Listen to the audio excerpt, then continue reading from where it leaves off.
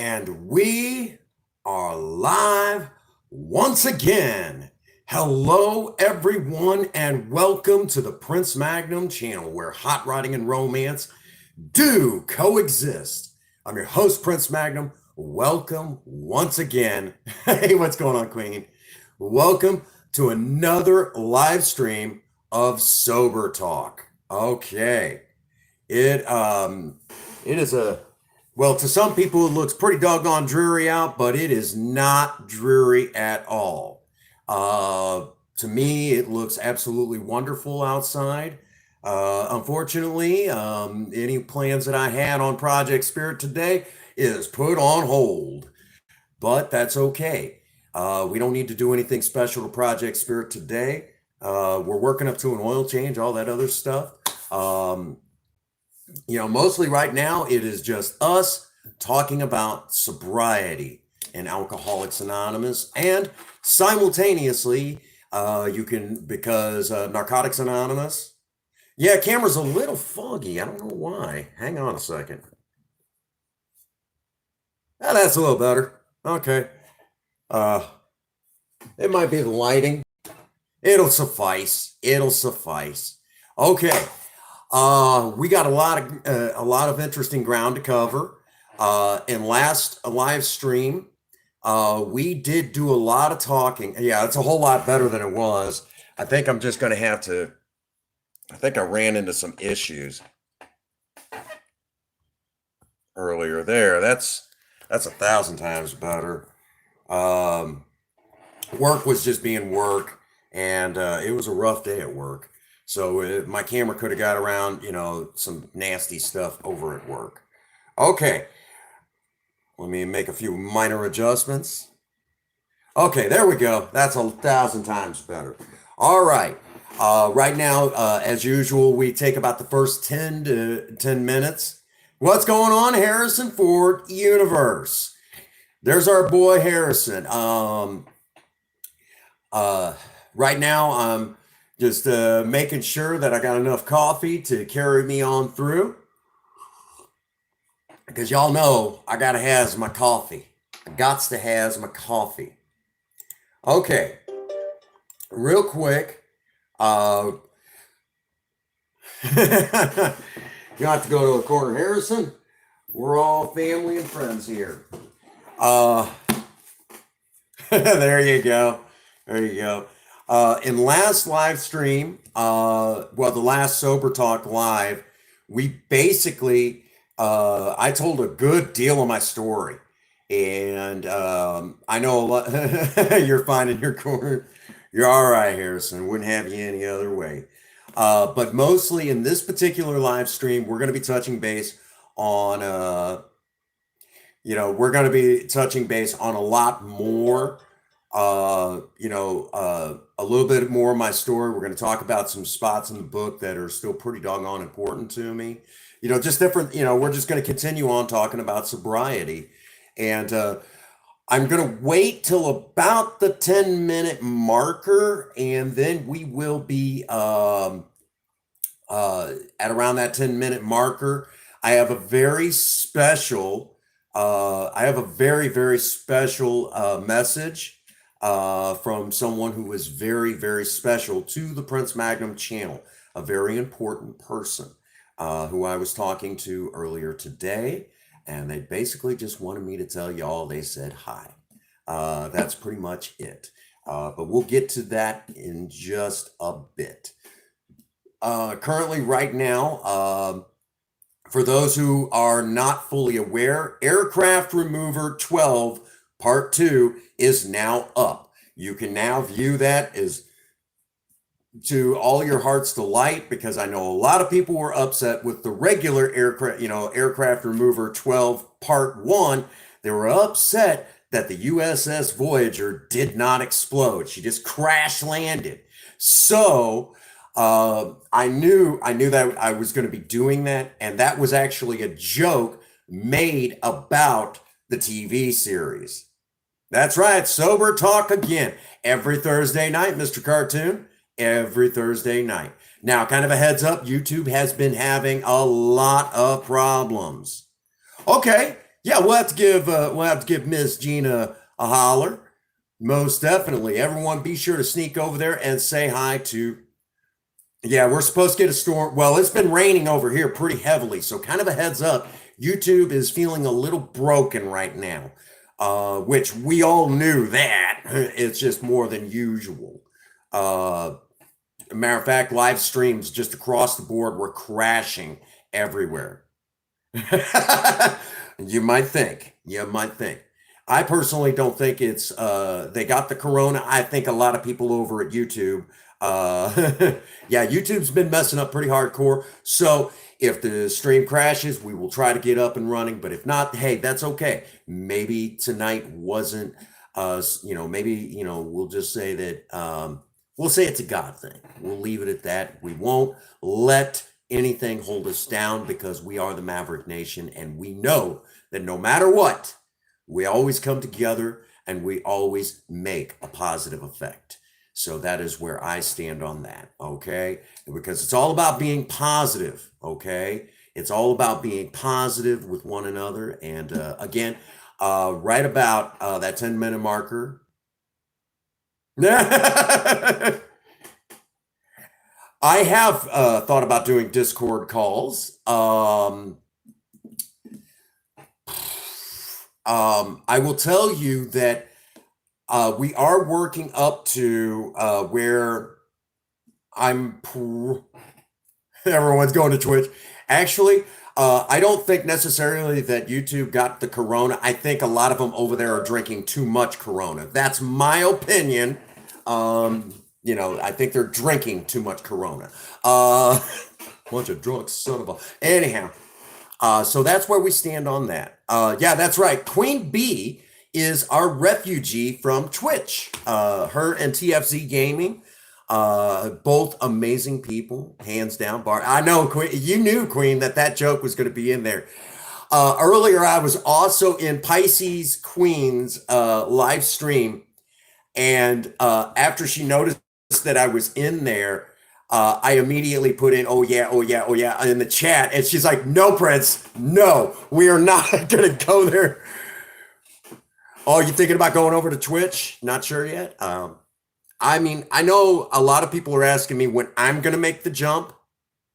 I know a lot of people ask me when I'm going to make the jump, and I will be open and honest. I have considered it. I have considered it a great deal. Poor Queen. Harold, I don't remember if you were in the stream last night. I was making the continued joke about my office chair because my office chair squeaks when you rock back and forth. Okay, and after after the magic show, we were kind of chilling out. Poor Viable. He's never going to be the same again. Basically, what happened is when, actually, I told her about it. She's like, oh, God. Oh, God. So she had a big crack about, oh, yeah. Oh, yeah. You should have seen. I knew the moment I did the joke, there wasn't going to be a person who'd be able to keep a straight face when I did that joke. And that was the whole point. Again, bringing up that whole thing of trying to remain positive. And if you all were laughing so hard, your chair needs oil. Yeah, maybe a little bit. But no, I mean, when you rock back and forth. So what I did, poor Viable, what I did, for those of you who were not in the stream last night, you could breathe.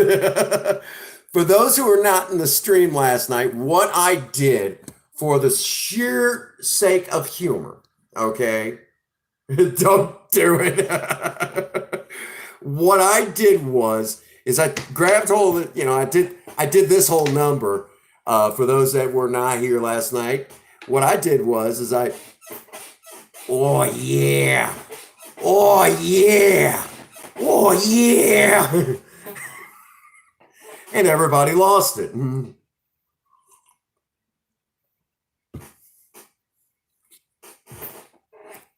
Right now, the chat just went dead because everybody's laughing too hard again.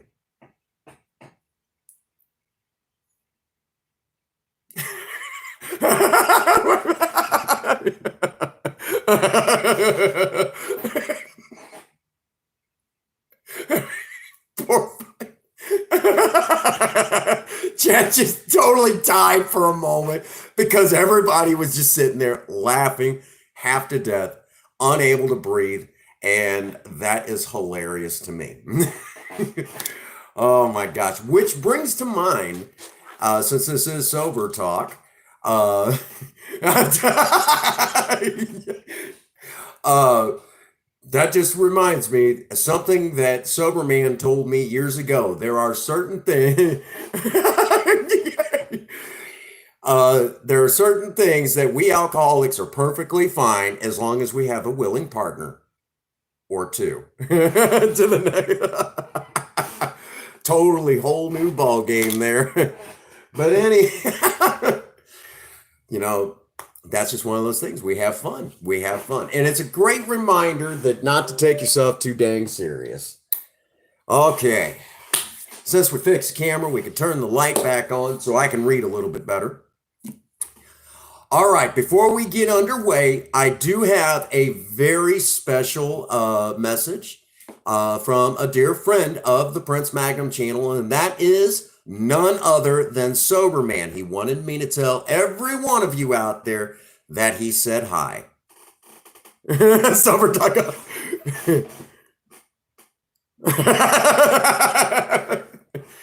Well, Sober Man wanted me to tell you all that he said hi, and you know, that sort of thing, and basically, basically just wanted to let you all know that he was thinking of every last one of you out there. So Sober Man, I talked to Sober Man probably a couple hours ago, and he wanted me to tell all of you that he said hi. He was just thinking of y'all. So there you have it. Sober Man, basically, for those that do not know, that is what we call my AA sponsor here on the Prince Magnum channel, which has a whole nother story behind it. Sober Man got his name because he was supposed to put on a skit at some convention. It looked like he was supposed to, and him and a few guys he sponsored. This was long before I got sober. Him and a few guys were going to basically do like this skit for like some convention, and when they were working it out, he was supposed to be like some superhero from AA, and it was really just kind of a goofy story. And the name of the superhero that he was supposed to portray was called Sober Man, and the name just kind of stuck. And all these years later, I mean, that's what we all know him as here on the Prince Magnum channel is Sober Man. And that's the story behind that. So for those that did not know how Sober Man got his name here on the Prince Magnum channel, he was telling me about it. He said that basically it was a backup program that him and some guys were working on because they were afraid the speaker wasn't going to be able to be there. And the speaker did show, so he didn't have to do it. But that whole thing, because of that, it basically just kind of worked out that way. So for those that did not know that, but yeah, that's the story of Sober Man. And Sober Man basically wanted me to tell y'all he said hi and he was thinking of y'all. So there you have it. Sober Man giving his blessing to all of us that it's perfectly okay to enjoy sobriety. Which for the record, now Sober Man is well over 30 years. When I met Sober Man, he was actually 15 years sober when I met him. And I watched him make 16 years sober. And my very first AA convention, what is known as the Five Corners Convention that happens in Sikeston, Missouri, we went there with my son Devin's mom, and who was my first true serious relationship and sobriety. We went there with Soberman and Mrs. Soberman, and it was just really awesome. It was like 450 people in one area, all taught, all basically there for sobriety. And I met so many of this. I actually met every last one of the speakers, had them sign my special big print big book, which I still have all these years later. And I even had an Al-Anon speaker, which it was an amazing story. I have to tell that story here in just a moment. But as per tradition for Sober Talk, it is traditional that I crack open the big book and I do a prayer out of the big book, which is the book self-titled Alcoholics Anonymous. For the record, this is the original one. I had to have this book restored because it was literally falling apart. You could open it up and like pages would fall out. So I actually had to have this book restored because I used it so much. Around my 5th year, it just literally just started falling apart. How's it going, Pisces? You missed the joke already. I already did that joke. Well, for you, I'll do it again. Pisces, I was telling everybody. Yep, that is a big book. All right, real quick. The Big Book of Alcoholics Anonymous got its name. The Big Book of Alcoholics Anonymous, the way that it works is the way that it works is with the Big Book of Alcoholics Anonymous, back during its first printing, there was really 2 types of paper to use. The first type was a thick paper and it was really cheap. Okay. The second type, what's going on, Blacklight? The second type of paper was really thin, very typical what you might find in the Bible of all the places. And it's real thin, but it was more expensive. Well, Alcoholics Anonymous, even today, the big issue is always we never have enough money. That's the problem. Alcoholics Anonymous never has enough money, and it runs off of donations from the program. So literally, when an AA member drops $1 in the basket, that group, after collecting so much money, has to send so much money to AA World Services to keep everything open. So we run literally on donations.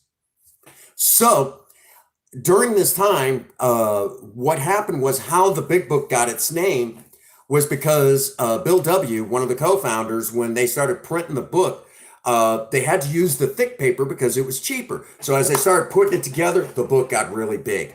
Hence the name, the Big Book. So if you ever wondered about that, that's how that came to be. So that's actually why we call it the Big Book in AA. So some people, if they have the pocket size edition Big Book, and some people will make fun of that pocket size Big Book because they, that are not members of Alcoholics Anonymous, they'll make fun of it saying, oh, you must be a giant. No, that's the pocket size edition. The reason why we call it the Big Book is because of that story. Most people don't know that story. That's actually one of the most important, that's one of the reasons why we call it that. And traditionally we called it that. Which Alcoholics Anonymous, this is actually a 4th edition. I do have a couple of 3rd editions, and I'm looking for a 2nd edition. And of course, Alcoholics Anonymous did re-release the 1st edition, which I want to get my hands on. I like the Big Book.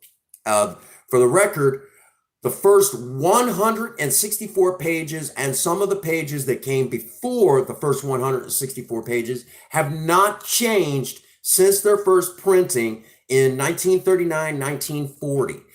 So that should tell you how long this program has worked just the way that it is. And for the record, what's going on, Psychopath Jason Killer?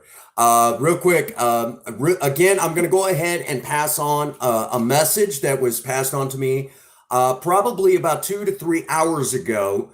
And that message was from my AA sponsor, Soberman. How you doing, honey? I know you got to close, dang it. But Sober man, a few hours ago, him and I had a phone conversation, and of all the things, um, he wanted me to tell every last one of you he said hi and he was thinking of you all. So for those that did not know, Sober Man is that's kind of a funny story in itself. Sober Man started sponsoring me way. Don't worry about it, baby. I'll still be here when you get home. All right. I'll be thinking of you. You know I love you. But Sober Man basically oh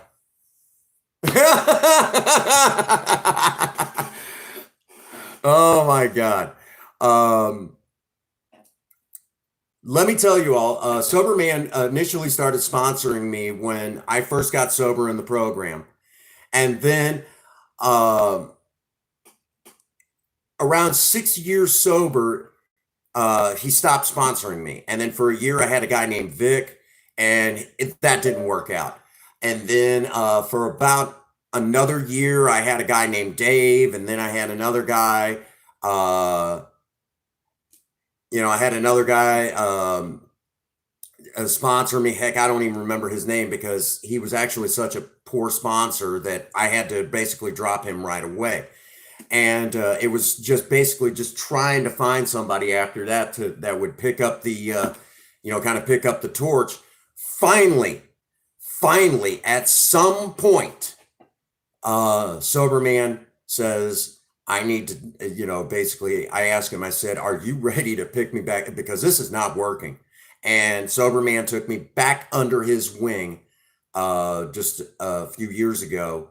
And I will tell you all that sobriety is a lot brighter. I mean, it wasn't that it was dim, but it's a lot brighter than it was. Sober Man is one of the few and the proud that truly, truly understands your guy here, Prince Magnum, knows the ins and outs of his story and then some. So he is a very, very important key figure, if you will, behind the scenes here on the Prince Magnum channel. He doesn't work in the capacity that Princess Faye does, but he is still a very important figure here on the Prince Magnum channel. Hands down, bar none. You don't get any more special than Sober Man or Princess Faye, unless you're Project Spirit, and that's a whole nother category in itself. Okay, so I've babbled on enough. Wanted to let you all know that Sober Man said hi and he was thinking of you. I need to crack open this book and do this proper.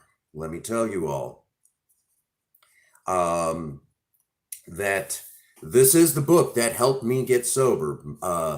So the most, if you will, one of my personal favorite prayers is in this book, and it kind of sets the tone for me.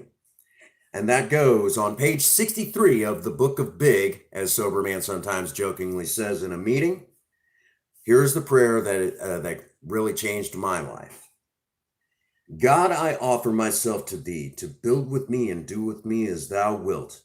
Relieve me of the bondage of self, that I may better do thy will. Take away my difficulties, that victory over them may bear witness to those I would help of thy power, thy love, thy way of life. May I do thy will always. Still powerful even after 14 years. All right. Since Sober Man was so kind enough to call and kind of pass on that message and, kind of get me all charged up for tonight. I mean, when I talk to him, I get supercharged about Sober Talk live. I feel it's only fitting that I tell you all some stories about Sober Man and us, going through the steps and everything like that.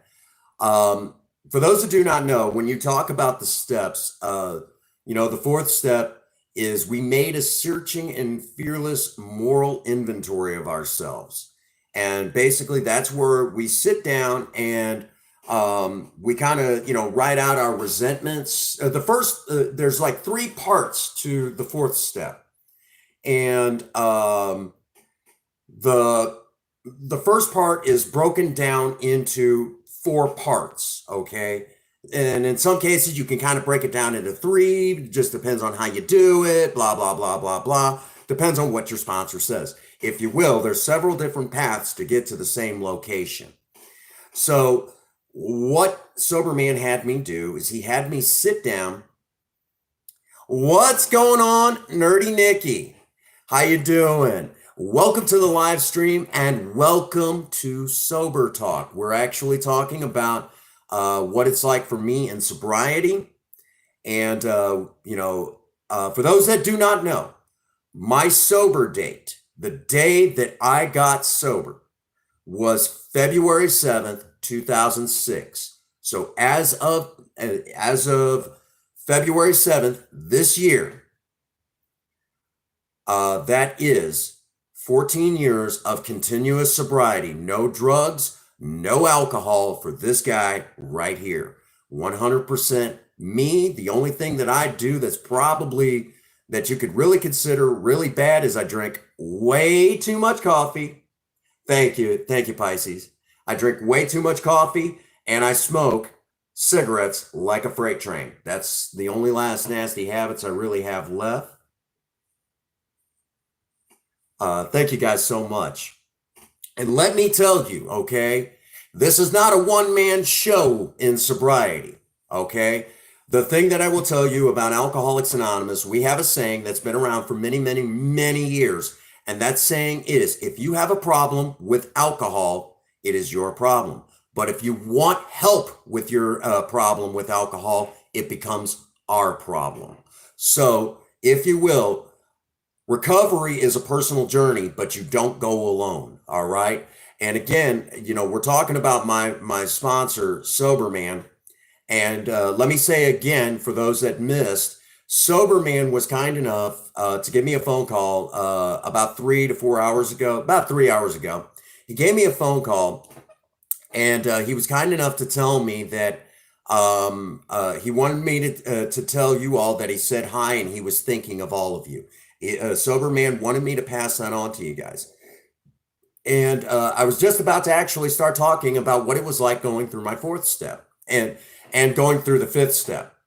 Because I kind of touched base on that last week, but last week was such a heartfelt live stream that there was just too much to pack in. And we actually went way over my normal time limit. I don't like to stream more than 2 hours. But we ended up going 3 hours telling my story. And if you all missed that, the playback was heartfelt. I know, especially on this side, because I will tell you, I did a little bit of crying of my own during that stream, telling my story of what it was like being out there in that dark world that we know as alcoholism. And let me tell you, when you live in the bottom of a bottle and you truly get sober, and what do I mean by truly get sober? There are some people that mourn their sobriety in Alcoholics Anonymous. You'll sit there and listen to them in meetings. They're like, yeah, I'm sober another day. And me, I shout from the rooftops, it is another great day to be sober. So that should tell you all there's a big difference. And when you listen to these people that are sitting there in a meeting going, yeah, I'm sober today, you're sitting there like, dude, if I was that miserable in sobriety, I would be drunk. I would be drunk. And hell no, I don't want to live that life anymore. They're sitting there going on and on about how great the old days were. If they were that great, what the fuck are you doing here? And excuse my language to all the ladies in the chat, but I'm sitting there saying that. And of course, there's also normal everyday people that I have to look at and say, if I was that miserable, I would be drunk. So do me a favor, go get drunk and stay drunk. So at least I can understand why you're so freaking miserable. Because life, there is a lot of, thank you, Nerdy Nikki. There's a lot more to life than just the negative, okay? I got sober because that's all my life really was. Even in my best moments, it was negative, okay? Let me give you an idea what it was kind of like inside my head. If something bad happened, I had to get drunk because I don't deserve this. I don't deserve this shit.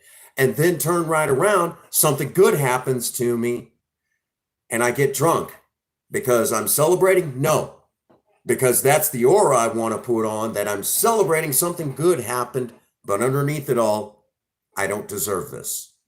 That's the real honest to goodness truth.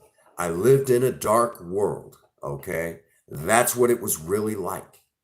For all of you out there right now, I see Blocklight, I see Queen Bee. Queen Bee is our refugee from Twitch. We got Harold's random videos. We got Nerdy Nikki, Psychopath Jason Killer, Pisces Queen. Guys, get to know one another. You guys should, if y'all don't know each other, get to know one another. If you are in blue, drop the link to your YouTube channel or your Twitch or whatever. Drop it in there. Feel free, okay? Because that's how we're going to find you, okay?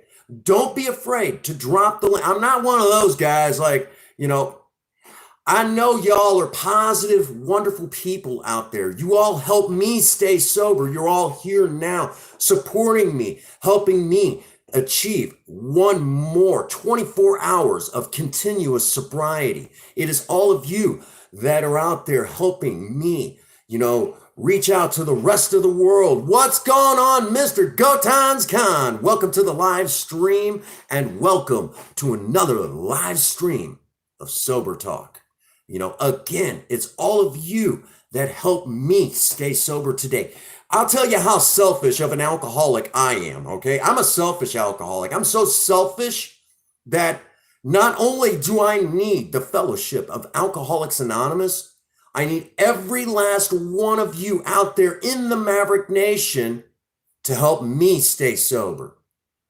And there's over 1,000 of you in the Maverick Nation right now helping me stay sober. That's pretty freaking selfish, I'd say. But even after 14 years, this is still a life and death situation for me. My alcoholism doesn't just go away. I am not cured. What I have is a daily reprieve contingent upon my spiritual condition, okay? That is the honest to goodness truth about my sobriety. Now, if you're just joining us, or maybe you haven't had the opportunity, I see a grand total of 11 of you in the live stream right now. If you've not had the opportunity, or maybe it slipped your mind, if you would, smash that like button as hard as you can and let YouTube know that we, the Maverick Nation, are a force to be reckoned with. So again, I want to remind all of you that if you're here right now, or maybe you're watching the playback and you put a comment in, that you are helping me stay sober. Thank you so much, Queen Bee. That all of you are helping me stay sober, okay?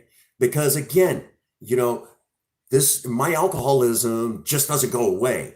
I know there's some people, I'll go in, years ago, I tried to go into church. I tried it. And it didn't work out because there was people saying, you'll be cured, it'll be taken away from you. It doesn't work that way, okay? I remember when I first got sober that for 6 months, what's going on? Think different.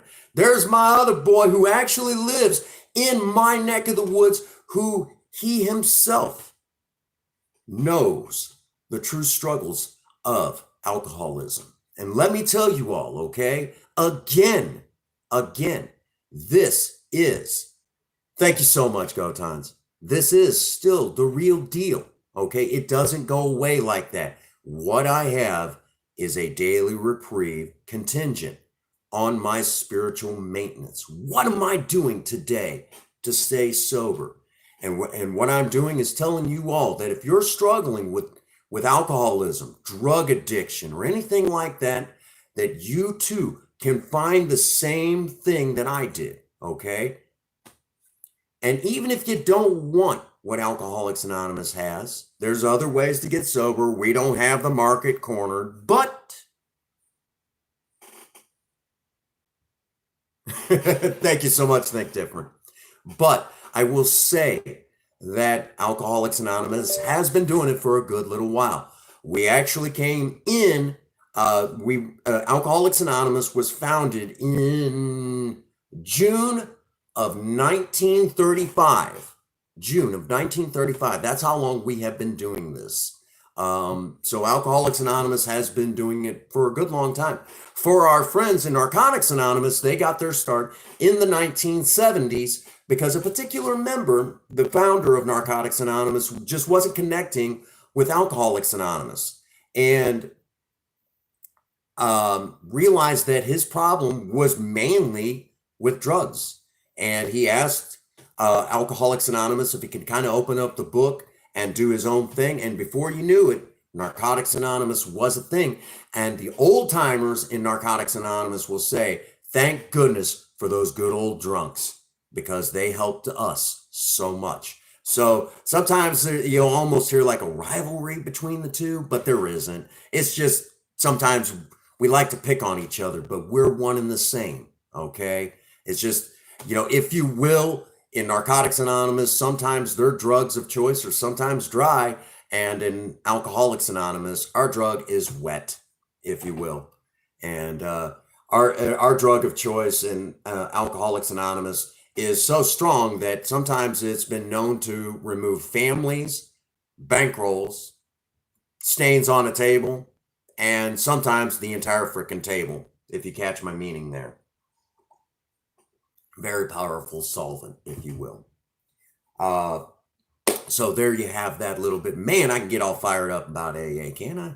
Gosh dang, I get all fired up about it. For those just joining us, again, Alcoholics Anonymous is the program that kind of returned me to the flow of life. And a lot of times when I get going in this live stream, I'm automatically right. Well, Nerdy Nikki, I want to tell you that again, I used to be a fallen down drunk. Okay, and last week I told my story, cried during that story. As a matter of fact, I even told some of the most heartfelt moments in my sobriety story. As a matter of fact, I'll even tell it again. I know I will probably get emotional, and I do apologize now. This is years before I met my wife. When I first got sober, all my friends, all my family had pretty much given up hope on me. As a matter of fact, my first and third, if you will, fiance, because basically anytime we split up, it had something to do with my problems with alcohol. That was the problem. And really, when you're talking about alcoholism, the drink isn't necessarily the problem. It's what happens to me when I drink. What's going on? Filming the Ultimate Grave Taker. Welcome to the live stream, and welcome to Sober Talk. So let me take you all back to when I first got sober. For those of you, this is all the way back in January of 2006. Now, I'd like to tell y'all that the day that my fiance packed up her and my first two daughters, who are just beautiful and gorgeous. My oldest daughter is 18. My second daughter is actually 16. And those numbers scared the living fuck out of me. Mm-hmm.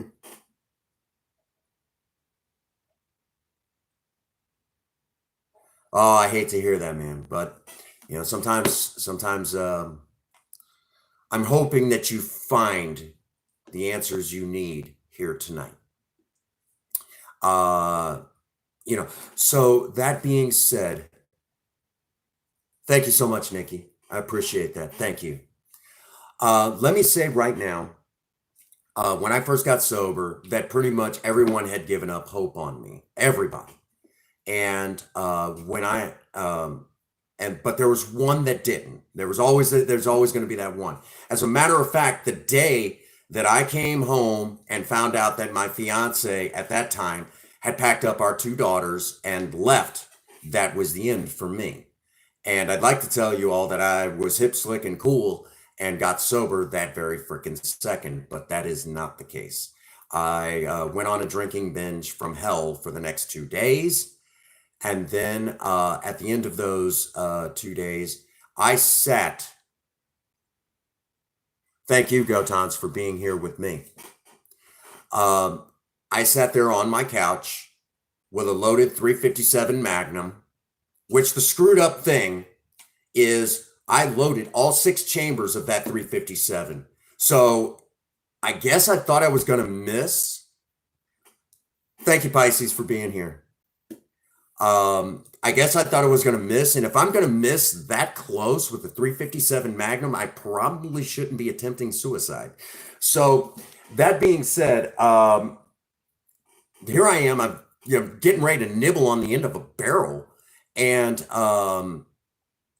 and of all the things, I cocked the hammer on that 357, and the phone rings, and I jumped and almost pulled the trigger anyways because that dang thing when that revolver when the hammer was cocked had a hair trigger, so I should have ended up I shouldn't even be here, but I am. So what happened was when that happened, um, I don't know why, but I answered the phone, and it was my friend Tanya, and she's like, "What are you doing right now?" I said, "I'm sitting here on the couch." "What are you really doing?" "I'm sitting here on the couch, and I have my 357 Magnum in my hand. I was just getting ready to end it." And she started to proceed to chew me out. And in this process, to tell you how much of a humor factor I still had, even despite what was going on with me, she's like, "Put that thing up. Shouldn't I uncock the hammer first?" "Well, yeah, you should do that too, but put that dang thing up." And then for the next half hour, she proceeded to chew me out like any good non-alcoholic friend. And then she talked me into going into outpatient treatment. That is that part of the story. Again, all of my friends, all of my family, they didn't know what to do. They didn't know what to do with me. They gave me up for dead. Even my own father did. My mom and I weren't talking at that time, but it was a different time, different time. So here I am, I'm kind of on my own. One friend truly believing in me that I was truly done.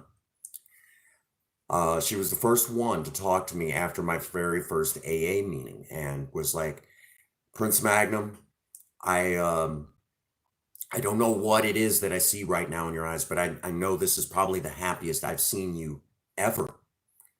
You have a genuine smile and a genuine twinkle in your eyes. Whatever it is you found there, hang on to it." And she was also the one that held me when I would go through withdrawals for 6 months after I stopped drinking. Um, I went through withdrawals. I would go through the shakes and the severe pain and everything. I went through that for 6 months. And she was the one that would hold me. And I would sit there and cry how much pain I was in. I mean, it hurt. And I remember telling her, crying my eyes out, saying, "It even feels like the ends of my hair hurt, and there's no nerve endings there, and I want another drink." I haven't seen Sean yet, sis. For those who do not know, Hannah, that is my little sister. That's my little sister. Um, but I'm like, "Tanya, there's no nerve endings there. All I want is another drink to make the pain go away." "Thank you, brother. Thank you, thank you, Jason. I appreciate you being here." And she's like, "Whatever you do, don't you dare pick up a drink. I'm not going to keep going through this." Um, and so I was going through that pain, of getting sober, and she would hold me, and while I went through this, and I mean, literally, I'm crying my eyes out on her shoulder. I'm a grown man, in so much pain that that I couldn't. I literally just cried like a baby. She had to hold me almost like a child while I cried because of how much pain I was in. And let me tell you, okay, when you're going through that and it's every nerve ending is just in so much pain, it feels like you're miles away. And the whole time, all you can think about is another drink. There's a problem. So, for a month and Tanya got to see me make 1 month sober. And a few weeks into that, after getting that 1 month, it's now time for my fourth step. And Sober Man had, had to kind of get on to me because for a couple days I kind of stopped working the steps. And I got scared about doing it. I'll be honest, I got scared. And what ended up happening was a sober man was like, Prince Magnum, I thought you were willing to go to any length to get this. I'm like, son of a bitch. He's right. I did say that. He called me out on my bullshit. So then he said, I'm like, if I'm going to do this, there's one person I need to talk to. And remember, Tanya was the only one that really stuck up for me. And all the friends then started coming back in and started supporting me. Thank you, Errol. And in the process of that, this was a Tuesday. I still remember it. Oh my gosh, I still remember it. I called Tanya up and I said, "What you doing right now?" She said, "Well, I'm chilling out. I was just getting ready to sit down with a movie." And I said, "Can I talk to you?" She said, "What's on your mind, Prince Magnum?" And I said, "Well," I said, "you." Mr. Cartoon. I said, you were the one that talked me into getting sober, and good things are happening, and these sort of things and everything. And basically, I started telling her how important she was in my life and how special she was. And I started telling her how there are living angels among us, and she was one of them. How I pitied the whole world that they didn't know her. They didn't know this woman that I was talking to. That I felt envious, that the whole world should feel envious of me because they didn't know her. I said, and basically I started pouring my heart out. And as I was pouring my heart out, what I was really trying to say, that I had fallen in love with Tanya. The reason why I didn't tell her that is because of the simple fact that she was seeing a friend of mine. And at that time, she was just getting ready to go through a divorce. Most people kind of forget that now, that she was getting ready to go through a divorce and she was seeing a friend of mine. So I didn't say anything. I was afraid to say anything. And as I was, kind of pouring my heart out, I should have said it, but I didn't. That I wanted to basically say, Tanya, I'm in love with you, but I didn't. That was on a Tuesday. And then I sat down with my fourth step and I started working it.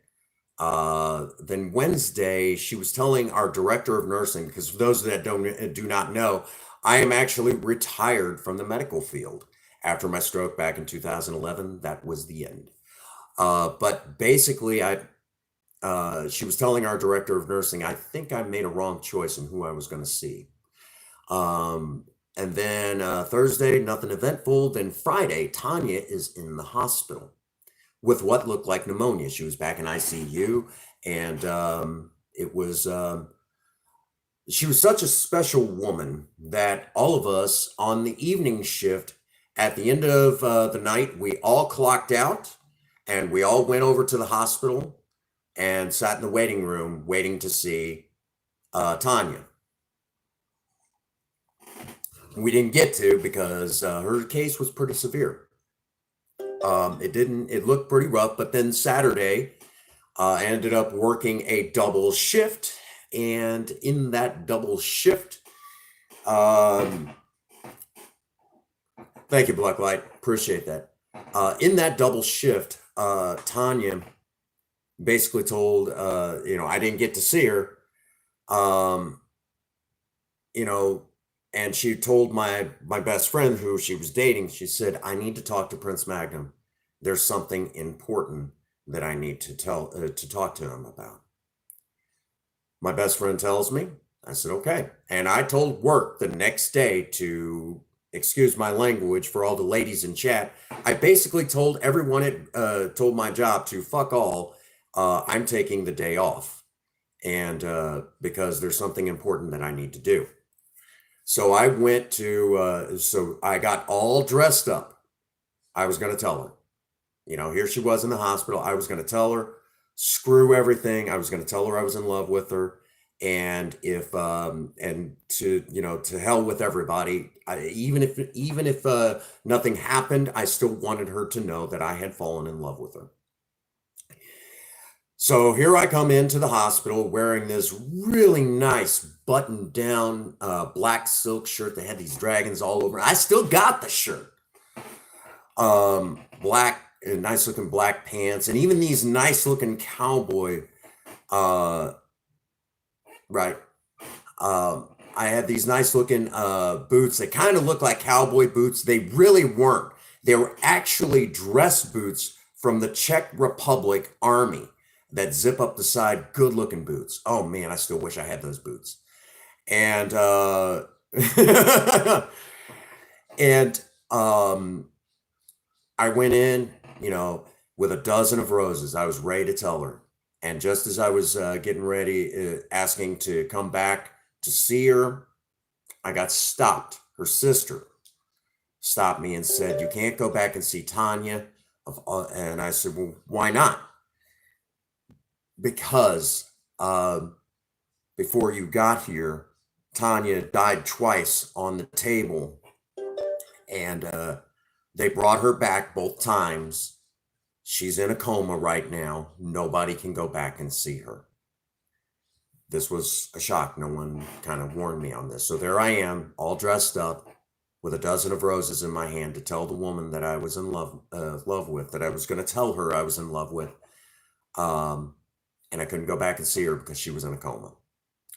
So I went into the waiting room, sat down, and basically her dad came up and said, who are you? I said, well, told him who I was, that we worked together. And he said, oh, I didn't know who you were. So I thought I better ask. I said, well, sir, may I ask who you are? He said, well, I'm Tanya's dad. And I jumped up and I said, I don't know. It's kind of hard to say. We'll talk. We'll speculate here in a moment. But basically, I said, "You're Tanya's dad," and yes, I am. And I jumped up and said, "Let me shake the man who's the father of the woman that saved my life." And he said, "Excuse me?" I said, "Let me tell you my story." And I told him my story up to that point. And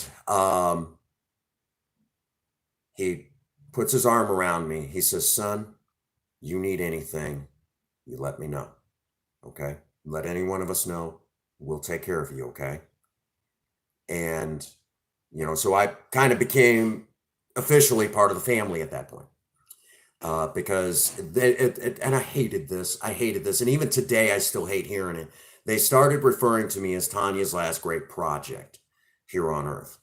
Because for those that are, that don't know, that it's going to turn bad.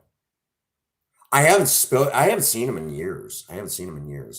But basically, it didn't look good. And I sat there pretty well with the family till about 3 o'clock in the morning. And I had to work the next day. I really had to work the next day. And thank goodness I didn't live that far from the hospital, probably about a 2-minute drive, really. And I basically said, I need to go home. I need to rest because I do have to work tomorrow. I said, but I don't live far. I said, if anything happens through the night, give me a call. I'll rush up here. And I went home and I rested. And I came back in, and basically just before I had gotten back, Tanya had died again, and they brought her back. And basically at that point, they had said, if she goes again, we have to let her go.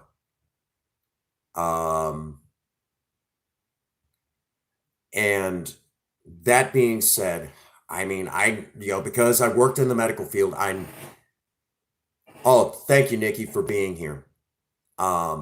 I knew at that point, that really, that was, I knew that was how it was going to have to be. They said that if she went again, we were going to have to let her go. So throughout the day, they started letting us go back. And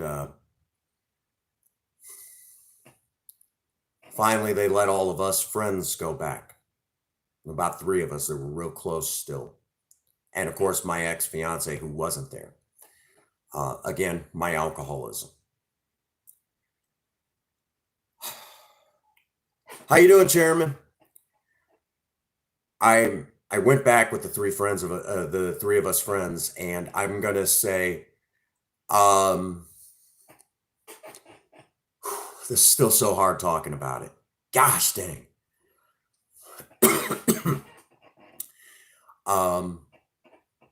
I we were told that when we went back that we were supposed to tell her it was okay to let go, that we would all be okay. We went back, and the 2 friends were on one side. I was by myself on the other side. And I will still remember all the tubes and everything sticking out of her. This is the woman that I was just the day before was just about to tell I was in love with. Okay, that I was just about to tell her. I had the dozen of roses and everything, and I was going to tell her. I was just about to tell her how much I was in love with her, head over heels. Didn't care if it went beyond that or not. I just wanted her to know. She was the one that talked me into sobriety, and here she is in a coma, all these tubes sticking out of her. I took her hand. Hand was so cold. Just so cold. I will never forget that. And I had to be the one out of us 3 friends that had to say, it's okay, Tanya, if you want to let go. If you're tired, it's okay. You know, if you want to let go, it's okay. We'll be okay. I had to be the one.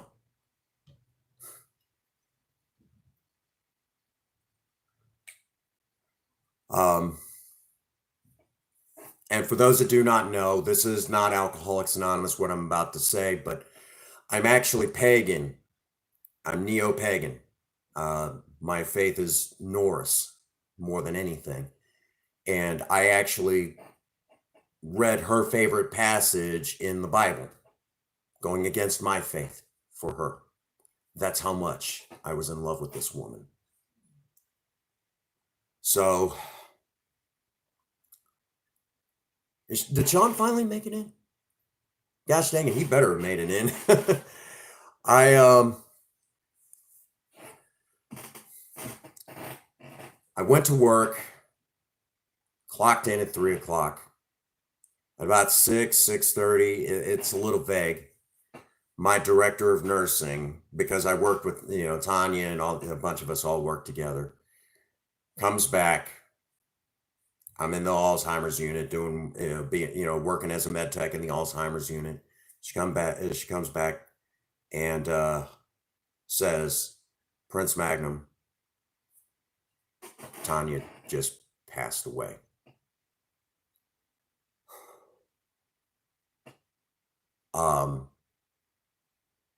She was 27 years old, left behind 4 children. 2 of them were twins. She was about to go through a divorce. She basically passed away before I had a chance to tell her that I was in love with her. And I was a month and a half sober at that time.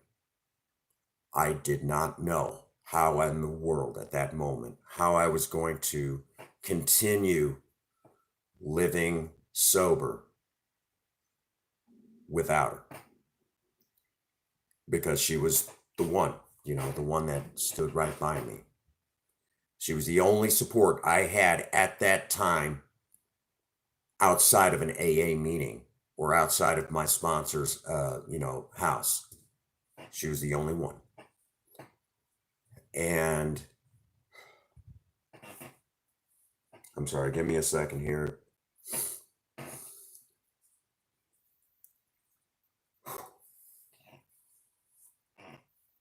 After 14 years, it's still hard to talk about, and I apologize. Um, and let me tell you all, um, there's still speculation out there. Some people will speculate that what she wanted to talk to me about was that she knew, that she knew I was in love with her. That's what she wanted to talk to me about. There are a lot of people that speculate that. I don't know. I don't know. I think she had an idea and she wanted to know what was going on in my head at that time.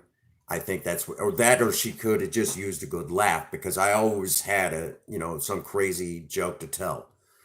So that's one of them things. Um, Back then, I always used to go around telling everybody that most guys chase after the blonde hair, blue eyes. No, give me red hair and green eyes. That was my thing. And so that's what it was. That's what it was. Um, so when she dyed her hair red, um, she just knew that there was going to be perverse jokes. Well, there's some speculation that she just wanted me to come in and tell her something funny, make some perverse jokes about how her hair's red now and that sort of thing. And that was just where, that's what some people speculate. So there again, we don't know. But that's where that went. And for the record, to this day, when we do go visit Tanya's gravesite, I still, when we go, I leave another year coin at her gravesite, and Princess Faye has actually left a letter thanking her thanking her for saving my life. And then, of course, later on, leading into Princess Faye and I getting married, which I love my wife very dearly. She knows Tanya's story, knows it just as well as I do, and is perfectly okay with it. She's like, how can I be jealous of of her? She's not here for one.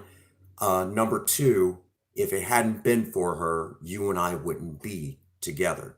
So that's, I mean, how do you be jealous of that? So if y'all were wondering about that, but there's still some that speculate. There is even some people that will go so far. Oh my goodness. Princess Faye gets really upset when people say this, but there's some people that'll say that Tanya sent Princess Faye to take care of me. There are some that will speculate that, and Princess Faye does get kind of upset about it. She'll say, "No woman sent me to take. I did that on my own accord." So she does get a little, whatever. That's just how it is. So let me say again, um, that I'm blessed to have the wife that I have today. She's an amazing woman. She puts up with me, and if it wasn't for sobriety, I would not be here today to have the wife that I have. My wife is absolutely one of the most, she's one of my blessings of sobriety. Sobriety has given me so much. And, I'm here today to tell you that story because thank you so much, Chairman, for being here. I appreciate you. Thank you so much from the bottom of my heart. Tanya, the God of my understanding reached down and had a wonderful woman tapped her on the shoulder. She then reached out and saved my life. And then in the process, I'm now able to reach out to all of you and tell you that sobriety is possible. Her story didn't just fade into obscurity. Her story is still real. In a lot of ways, Tanya is still here today. If you will, the memory of her is still alive and well, sitting right here before you. You know, she reached out and saved this alcoholic.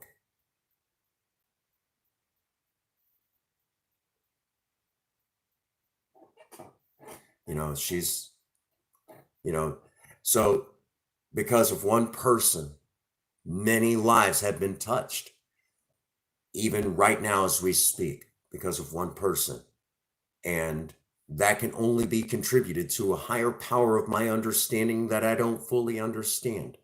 You know, a lot of us come into Alcoholics Anonymous and we don't come in to get sober.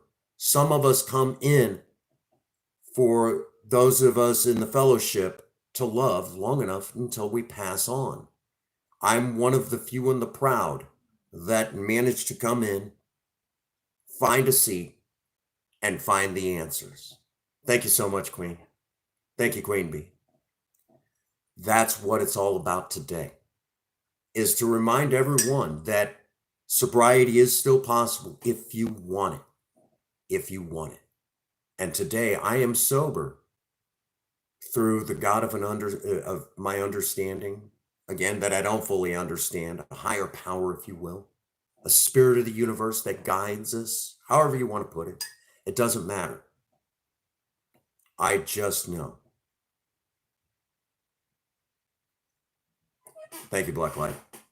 You know, I just know deep down that that I'm still here for a reason, and a very special woman was kind enough to just pick up the phone when she felt that disturbance and ask the question, what are you doing right now?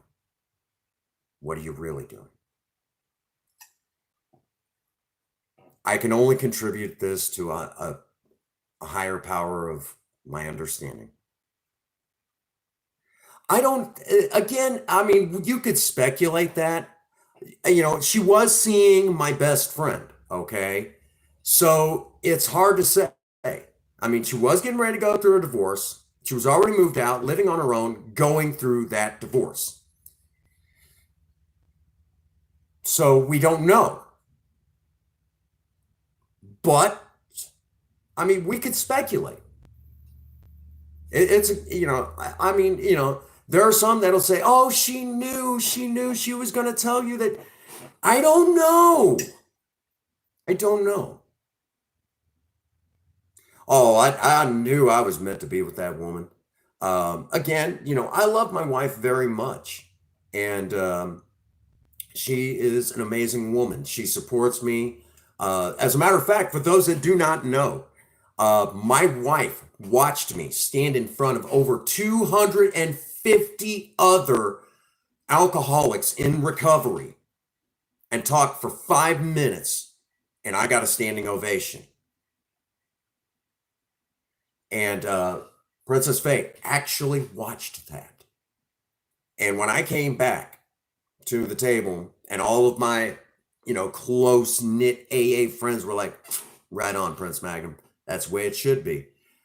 I looked at Princess Faye and she said, anything less from you, and I would worry.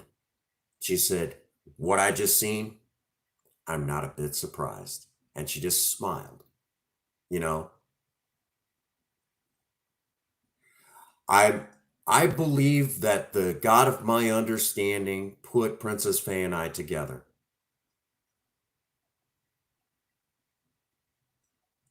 I'm friends with a lot of people in Alcoholics Anonymous. I can call any one of them at any time and talk to them. They're amazing people. There's actually a special woman in Alcoholics Anonymous that I wish I got to see more. Her name's Pat, and she is just an amazing woman, an amazing woman. I remember one time she pulled a nasty prank on me, okay? And I'm going to explain some things to you, all right? Right. I shouldn't even be here, but here we are, you know. Um, Pat did this thing years ago to me. And evidently she did this to Sober Man too. Um, all right. Jason, thank you for being here with me. I appreciate that, brother. Bottom of my heart, I appreciate that. Um, you know, Pat pulled this prank. Now, for those of you who do not know, alcoholics in general, well, that's kind of a story I had told at the beginning of the stream, and I'll have to tell it again for you. Thank you, Harold. Appreciate that. But anyhow, Sober Man, of all the things, years ago, Pat would pull these pranks. Her and a bunch of the other members. Oh, I still smoke cigarettes. I just don't do anything else, you know. But what her and a bunch of the people in Sober Man's group would do is they would tell him things that were true in sobriety that he didn't fully understand, and basically mess him all up, where he had to call his sponsor. And you know, so that was it. Yeah, I know what MEE6 is. I know what it is. So what happened? So what they did, Pepsi. Yeah. What happened was they did it to me one night, and what they started talking about. For those that do not know, alcoholics are really good manipulators. We are really good at manipulating. I'm a master at it. I'm not kidding you. And so that being said, what's going on, mechanic? Good to see you, buddy. What they did to me is they started talking about what is known as good manipulation. And what happens is with good manipulation, that's basically where you take someone who needs help. No, I didn't do that. I didn't have to do that. I was usually carrying something that was pretty doggone dangerous by itself. But anyhow,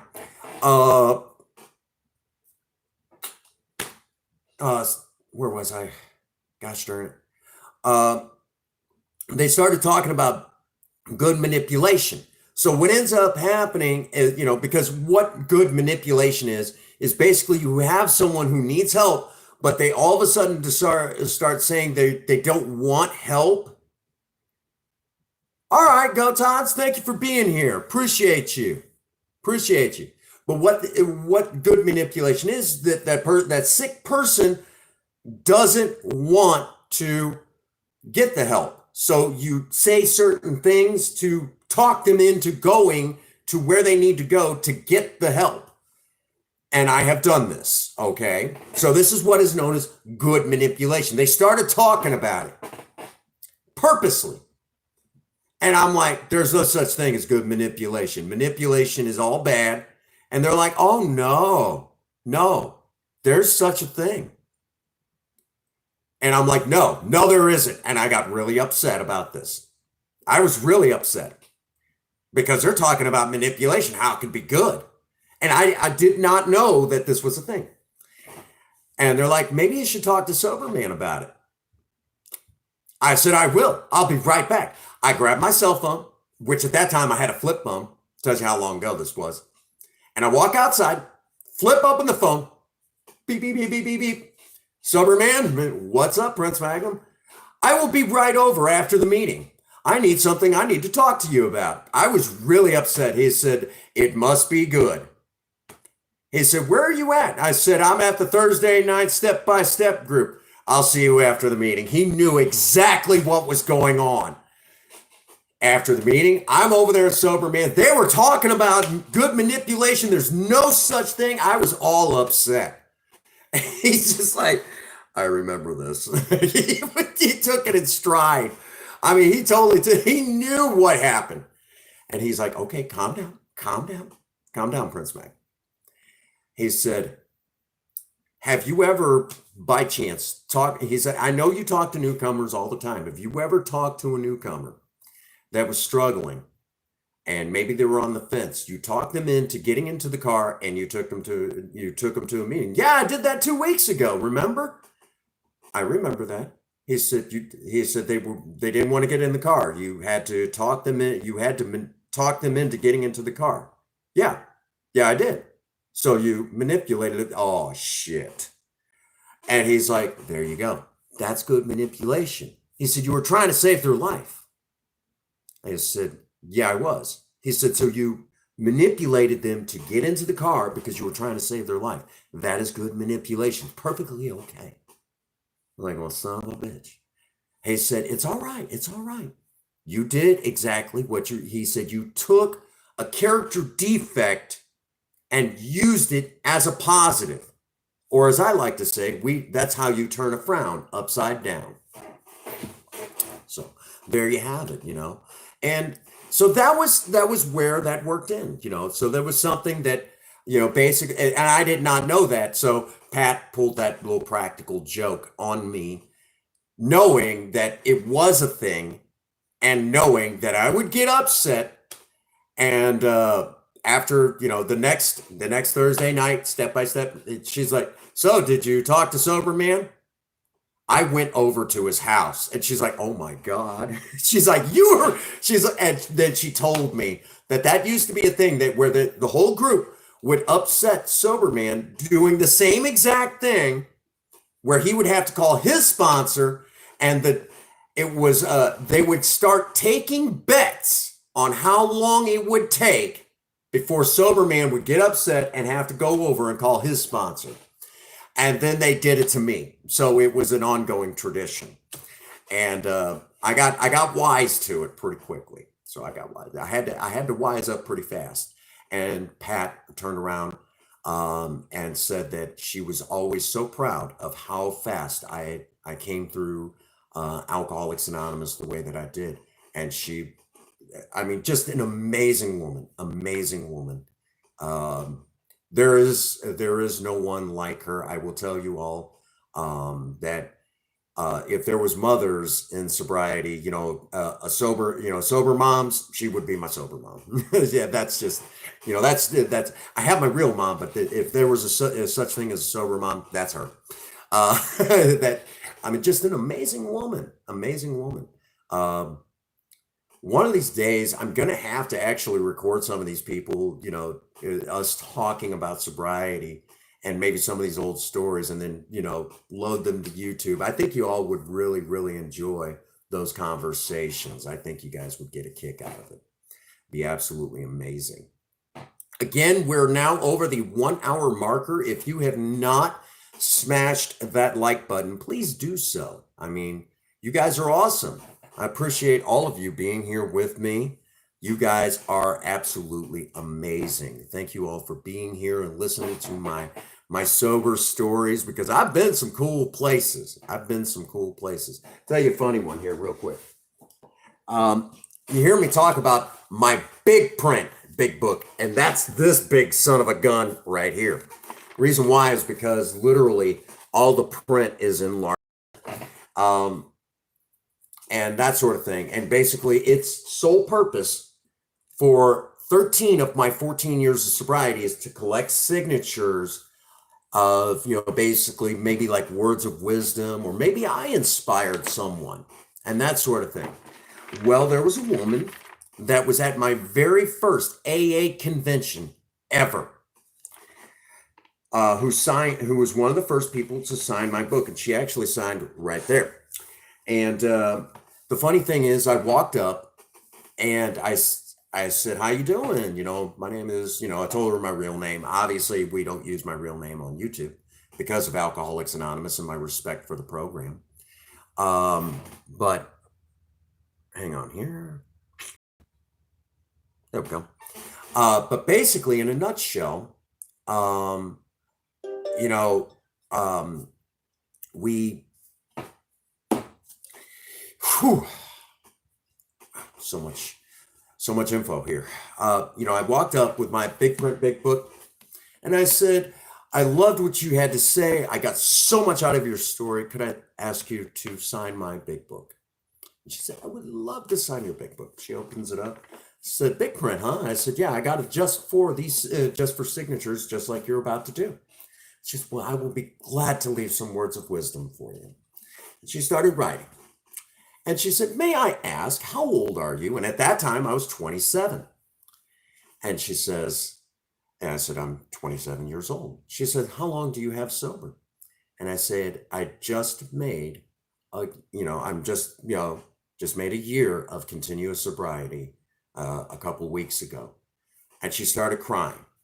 This was the speaker, an Al-Anon speaker at the Five Corners Convention. She started crying. Gives me this great big hug. She said, I have a son who's just a year older than you, who is struggling in getting sober.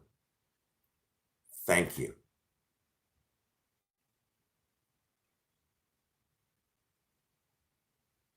Oh, right. I totally get it. I appreciate that, Viable. I appreciate that, buddy. But the thing of it is, I'm perfectly okay. Oh, that's right. No, I appreciate that, brother. I appreciate that. And let me say, sharing my sobriety, sharing my struggles with sobriety is perfectly okay. If I will say this, you would have to be truly a sick, sick, sick puppy to have to attack someone who's just trying to share a message of hope. And if that person is willing to attack, I at that point,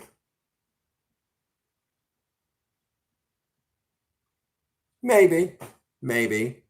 But again, if it helps somebody, that's all that matters.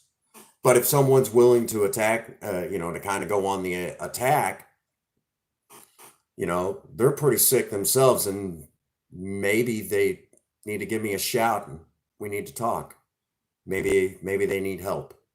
And that's where I stand on that. I know that sounds crazy to some people, but that's the honest to goodness truth. If anyone's willing to attack someone who's just trying to help, what's going on in their life? What are they struggling with? Most likely drugs and alcohol themselves. Or maybe they themselves have a resentment towards someone in their family who's struggling with drugs and alcohol, and they're just taking out their frustrations. Oh, no question about it. There's actually a great deal of my story that I don't tell. There's a lot of details that I don't tell. Some of the strange places that I end up. So no question. You're right. You're right, Viable. There's actually a lot of places that I don't go in my sobriety. Some strange places that I'd rather not talk about, but I'm perfect, but for the most part, if you will, my sobriety is an open book. And again, as a reminder, the reason why we strictly use my name, my YouTube name, Prince Magnum, here on the channel, is because of the fact that it's out of respect for Alcoholics Anonymous.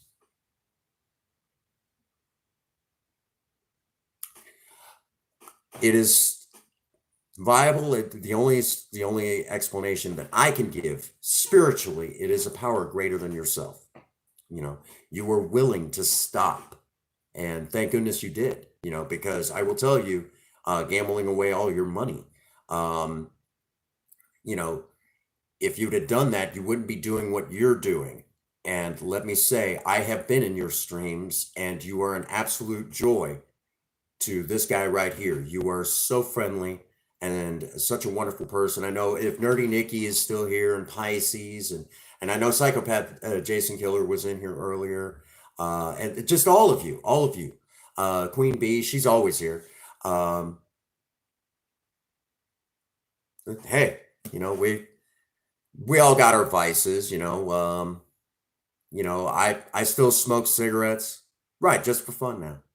I still smoke cigarettes, and I drink a lot of coffee. I mean, I don't drink alcohol, but and I don't do the drugs, but I am still sober today, and I wouldn't dare want to go back to the way it was.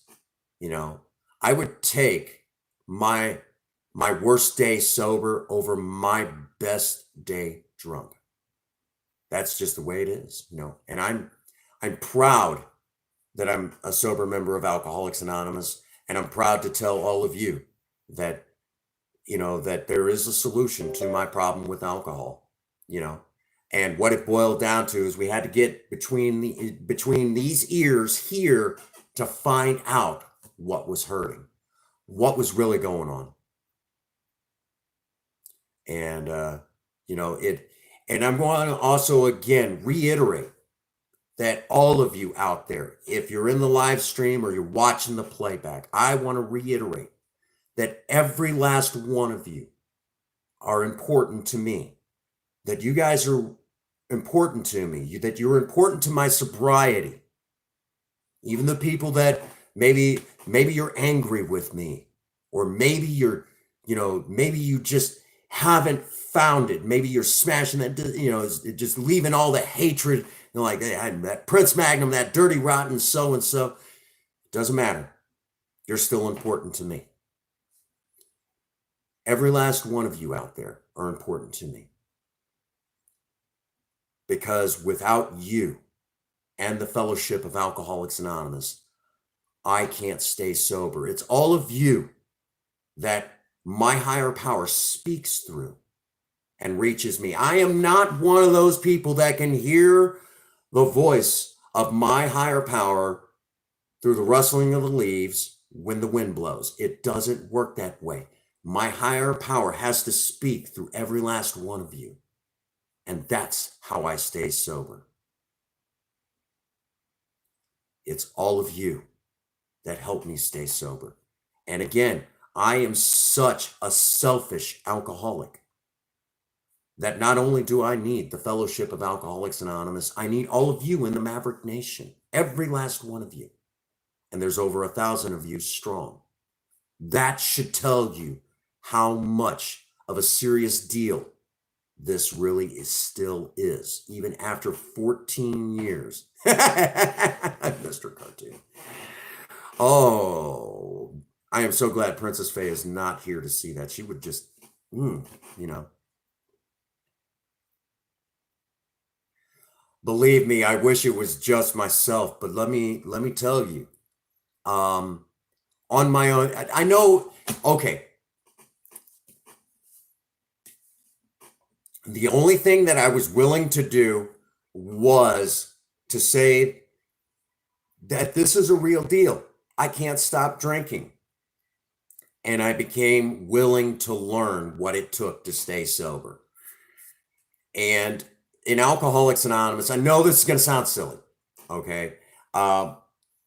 We are not a religious organization. What we do is we have a spiritual remedy, if you will. Let me kind of give you, because I worked in the medical field, I had to come up with a medical definition that worked with my analytical medical mind, okay?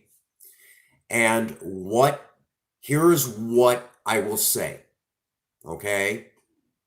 Alcoholism is a mental and physical addiction that there is no cure for.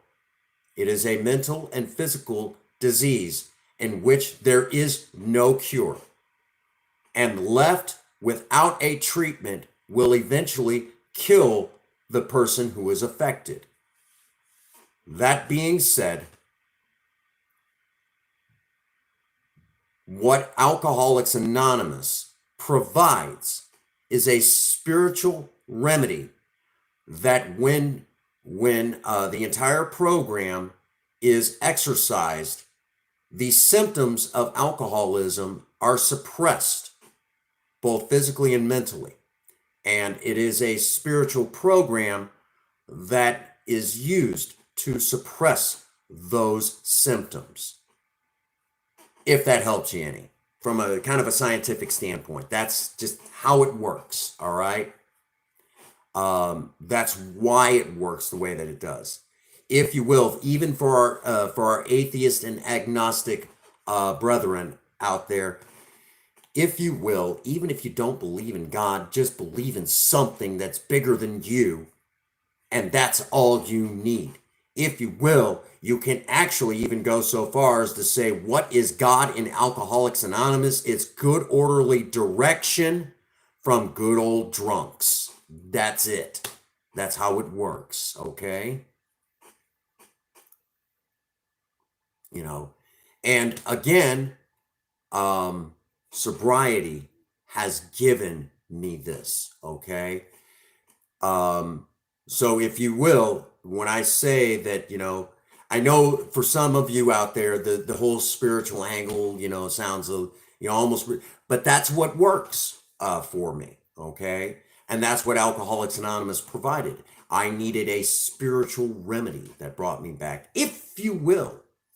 Imagine, if you will, you go into the dentist office for a toothache, and the dentist says, well, yeah, tooth's rotten. Does the pain go away just knowing that? No. He has to go in and remove or fill, drill out the cat. He has to provide a treatment. And that's what Alcoholics Anonymous did. Sheer knowledge was not enough.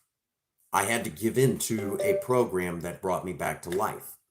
And again, I need all of you, okay? Because that's how my higher power speaks to me, if you will, is through people. If you will, I'm a social butterfly, and I gravitate towards all of you because I still need all of you. Thank you so much, Pisces, for being here. I appreciate you. So again, let me put it more like this. Just you being here and listening to my story, again, if you're in the live stream or just sitting here in the playback, even just you being here is helping me stay sober today. Maybe that kind of narrows it down for you. It's all of you that I need, every last one of you. And again, those of you in the Maverick Nation, there's over 1,000 of you strong. And that is how much of a life and death situation this still is, that I still need every last one of you to help me stay sober today. I hope that helps kind of, so if you were feeling low today, I hope you don't anymore, because it takes you to help me stay sober, okay? And to say that you make me stay, it takes all of you to help me stay sober. So if that kind of narrows it down, okay? And if you will, put my big print big book down. I'm going to go to a spot that should kind of narrow it down for you in the big book. And I remember it all too well. It's a very special spot. Remember me talking about Pat. This is actually a special spot for her and I both. And it's literally in working with others. An entire chapter dedicated to our 12th step. And that chapter goes, well, in there, this is an actual passage from the book. And if you will, even here on the Prince Magnum channel, when we do Sober Talk Live, this is kind of where I'm at. Life will take on new meaning to watch people recover, to see them help others, to watch loneliness vanish, to see a fellowship grow about you, to have a host of friends. This is an experience you must not miss. We know you will not want to miss it. Frequent contact with newcomers and each other is the bright spot of our lives. So again, I need all of you. It takes a lot of people to help me stay sober. That is the honest to goodness truth from the bottom of my heart. So it was something I was going to show you guys. Well, read for you guys. For the record, Sober Man also, thank you so much, Pisces. because I still need all of you. You guys help me stay sober today. Uh, Real quick, I was going to read something special for you guys. Hang on a second. Oh, I know where it is. I know where it is. Sober Man asked me if I had read this yet for you all, and I told him that I did. I said, but now that you mention it, I'm going to read it again. And this is actually a bookmark that he got at a convention years before him and I met in that fateful AA meeting where I asked him to sponsor me. And it's literally called Why We Were Chosen. You guys are going to love this. Beautiful. God, in his wisdom, selected this group of men and women to be purveyors of his goodness. In selecting them through whom to bring about this phenomenon, he went not to the proud, the mighty, the famous, or the brilliant. He went instead to the humble, to the sick, to the unfortunate. He went right to the drunkard.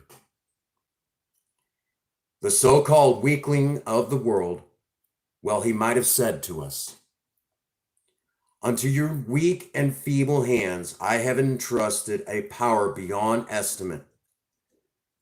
To you has been given that which has been denied the most learned of your fellows, not to the scientist or the statesman, not to the wives or the mothers, not even to the priest, not even to my priest or ministers, have I given this gift of healing other alcoholics, which I have entrusted to you. It must be used unselfishly. It carries with it grave responsibility. No day be it too long, no demands upon your time can be too urgent, no case can be too pitiful, no task too hard, no effort too great. It must be used with tolerance, for I have restricted its application to no race, creed, and no denomination. Personal criticism you must expect. Lack of appreciation will be common. Ridicule will be your lot. Your motives will be misjudged. You must be prepared for adversity. For what men call adversity is the ladder you must use to ascend the rungs towards spiritual perfection. And remember, in the exercise of this power, I shall not exact from you beyond your capabilities. You are not selected because of exceptional talents. And be careful always, if success attends your efforts, not to ascribe to personal superiority that which you can lay claim by only virtue of my gift. If I wanted learned men to accomplish this mission, the power would have been entrusted to the physician and the scientist. If I wanted eloquent men, there would be many anxious for the assignment. For talk is the easiest used of all talents which I have endowed mankind. If I wanted scholarly men, the world has failed with better qualified men than you who would be available. You were selected because you have been the outcast of the world, and your long experience as drunkards has made or should make you humbly alert to the cries of distress that comes from the lonely hearts of alcoholics everywhere. Keep in mind the admission that you made the day that you're of your profession in AA, namely that you were powerless, and that it was only with your willingness to turn your life and your will upon to my keeping that relief came to you. And that was written by some anonymous author years ago. We don't know who wrote it, but it was left on this bookmark, and Sober Man bought it. And back when I was 6 months sober, as a gift, he gave it to me, and I've kept it all these years. And so on my birthday, on August the 7th, it'll be 14 years to the day that he gave me this. And it's carried me through, there's been times that it's carried me through and reminded me why I'm still doing what I'm doing. So sober man, thank you. I still got it. And him and I were actually talking about that. He said, "If you," I said, "Yeah, I still got that bookmark." He's like, "Really?" He said, "When did I give that to you?" We were talking about that today, and I said, "Of all the things, you gave that to me when I made 6 months sober." He's like, "That's been almost 14 years ago." I said, "Yeah, I still got it." And he's like, "Wow, that's amazing, man." He's like, "That's awesome." And again, for those of you who missed out earlier, Sober Man, my AA sponsor, him and I were talking earlier, and again, he wanted me to tell you all hi, and that he's thinking of you all. Basically, we talked, and he said, "Tell everyone in your live stream tonight that I said hi and that I'm thinking of them." And I said, "I'll be glad to tell them." And Sober Man is just an amazing guy. He's the one that, I mean, I mean, he honestly did not think, because when I got sober in Alcoholics Anonymous, I was wearing black nail polish and purple lipstick, and he did not know what he had just gotten himself into. Yeah, I was still definitely deep in the goth scene, deep in the goth scene. He's like, "Is there something I, need to know?" And I'm like, I'm telling you, you meet him. Actually, I put it like this. He's a very humble man. Um, his, I will be glad to tell him that you all said hi. He's a very humble man. He does, he doesn't like to be put on a pedestal. He just very humble, very kind, but he will tell you that he's very proud of this guy right here, because he will tell you straight up honest. He honestly did not think I was going to be the one, and turned right around and I was the one, you know. Just an amazing, amazing guy, an amazing story, honestly. Just an amazing guy through and through. I believe that it was written in the stars by a God of our understanding that we don't understand, that him and I would work together, in Alcoholics Anonymous. And he'll tell you that I help him stay sober too. That's kind of a funny thing. When you sponsor someone, if someone asks me to sponsor them, I don't sponsor them for them to get sober. I sponsor them for me to stay sober. If they stay sober, that's the fringe benefit. It's one of those deals. And I know that it sounds very selfish, but that's the honest to goodness truth. Of course, deep down, that's what we tell everybody. That's what we say in AA meetings. But the real truth of it is I want them to have what was freely given to me. And by doing that, it helps me stay sober, but it's nice to be able to pass that gift on, to spread that gift around. And that is so special and so important. Because if you just keep that gift to yourself, you're cheaping it, and you don't want to cheapen that gift. I did miss you, Blucklight. Welcome back to the live stream. And let me say, and I didn't say this in the beginning of the stream, but I'm going to say it now. I had a miracle happen to me today. I woke up today and I found it not necessary to take a drink. Any day that happens, even after all these years, it is still a miracle. Let me tell you that. It is still a miracle. I know there's been a few new faces here in Sober Talk. I hope that you all got something out of it. I really do. I hope that you feel at least empowered, because this is what it's all about. To feel, there's a whole world outside of this stream, right outside of HQ here where I live. There's a whole world out there ready to tell me what I'm doing wrong. I go into AA meetings and I come in here to spend time with all of you to know what I'm doing right. And that, again, I want to pass that on to you, to tell you all what you're doing right, to remind you what you are all doing right. Because there's a whole world out there willing to tell us what we're doing wrong. That's just one more dang thing on our shoulders. More weight for us to carry around. We don't need that. We come in here to hear what we're doing right, especially in Sober Talk. That's what it's all about. coming together to find that positive ground, to build each other up, because there's a whole world out there that's willing to tell us what we're doing wrong. That's just one more thing on my shoulders, Can't, I need all of you to help lighten that load. Just your vibe. Thank you so much, Blacklight. I appreciate that. And that's why we do Sober Talk, to continue to, again, even if you're not in that world, but to remind everyone that there is a message of hope. And you'll find that here on the Prince Magnum channel. There is a message of hope. You don't have to live in that dark world, whether it's alcoholism, drug addiction, gambling, as we heard earlier. Whatever your ailment is, there is hope. Even if it's something like depression or whatever, That's right. That's right.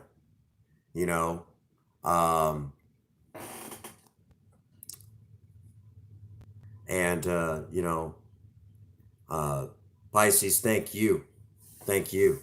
It means so much that you're here with me, and that, that Jason was here, and so many of you were here earlier with, so many people. And that is what it's all about. That we have so many wonderful people here, coming together and building each other up. And I could do that because I'm sober today, Again, when I was in that bottle, I was a negative, hateful person. I hated the world. I remember looking at my ex,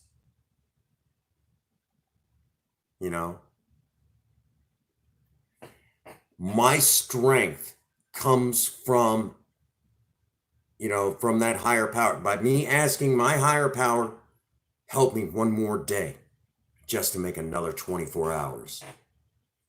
And in that process, let me try to help one more person find what it is that's, to help them,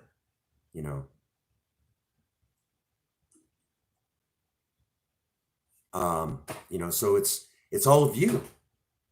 It's all of you that help me stay sober, And it's just, I will say it like this. You all may not know my higher power, but you're all acquainted with my higher power. Rubbed elbows, whether you know it or not. So we'll put it like that. Is that powerful enough for all of you? Because I know I feel pretty good. And I even, again, shedded a few tears with you all, and told some, shared, we all shared some emotions, didn't we? We shared some emotions. You guys are amazing. Can't thank y'all enough again for being here with me. You guys are awesome. Now, we got to have some more. We got to, let me tell y'all, we're here in the office.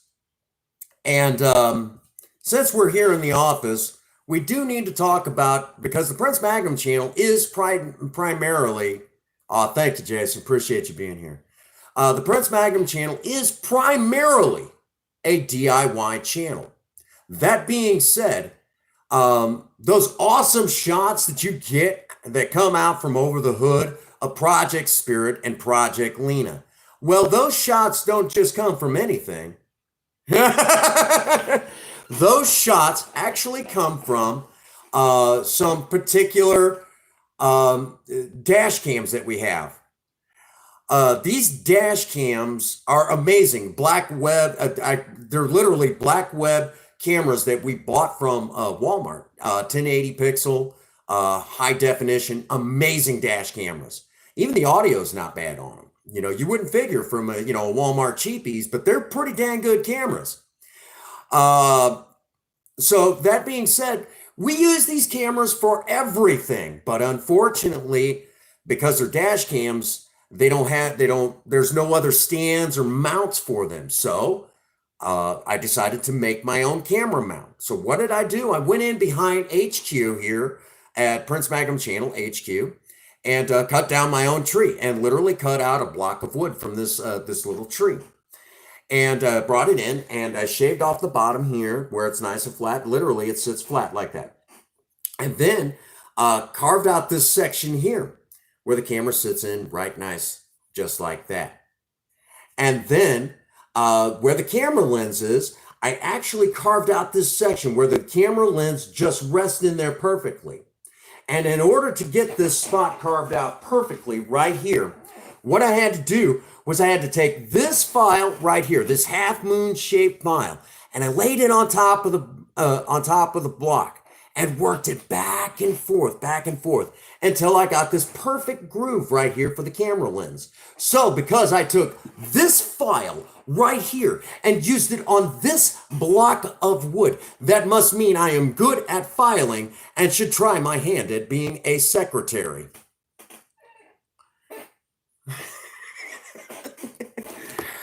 For those that do not know, that is a traditional joke that we do here on the Prince Magnum channel. When we're here in the office, we have to do that joke. It is an important joke. We have to do it. It is like, But now, along with tradition for jokes here on the Prince Magnum channel, we must talk about my office chair, okay? My office chair, if you rock back and forth right like that, if you rock back and forth like that, you hear this horrible squeaking. Well, because I know that everybody in the world has a dirty mind, a very dirty mind, because my chair squeaks like this, all I got to do is say, do something just suggestive, just mildly suggestive, and everybody and their brother will lose their shit. And it goes something like this. Oh, yeah. Oh, yeah. Oh, yeah.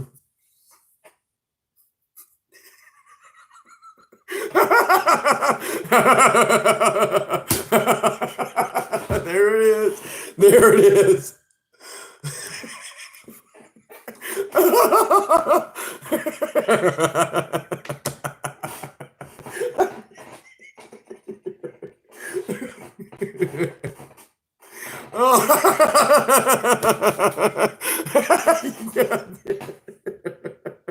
Oh, right now, every one of you,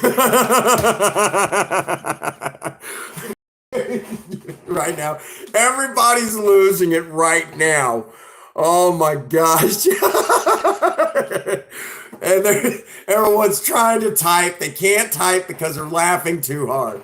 Just because I just had to do it again.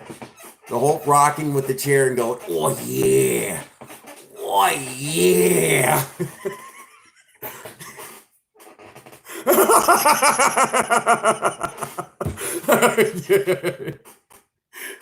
I'm waiting for Jason to say something, but he's probably laughing too hard. There it is.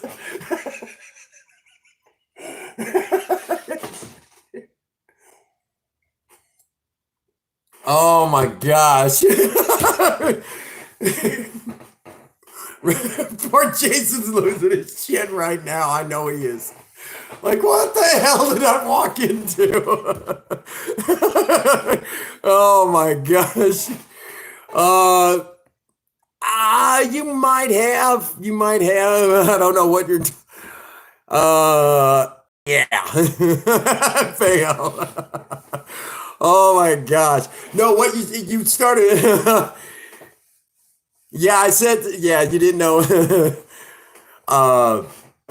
So it's something like, you don't know what I'm talking about? Yeah.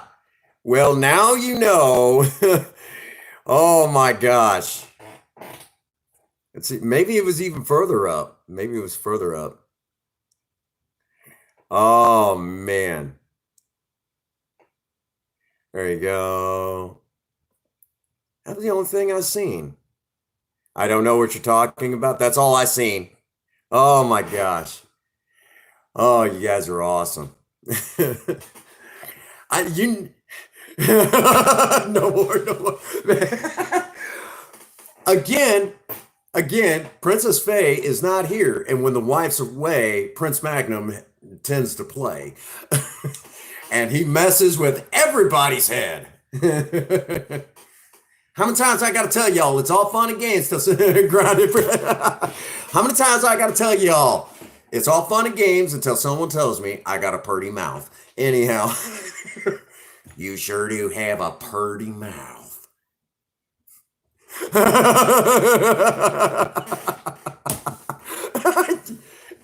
Oh, viable. It's just an office chair. Hang on. Oh, yeah. Oh, yeah.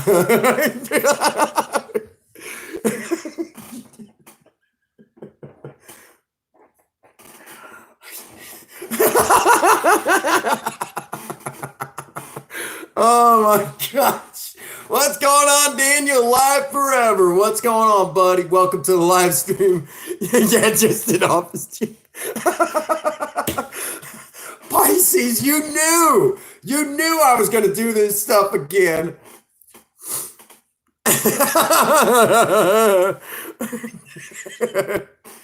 Well, there was that one time, Princess. No, we'll leave that. Yeah, just leave that to your imagination. Anyhow, ask me no questions, and I will tell you no lies. Oh my goodness. There are some things us alcoholics have found is perfectly okay as long as we have a willing partner or two. Anyhow, for the record,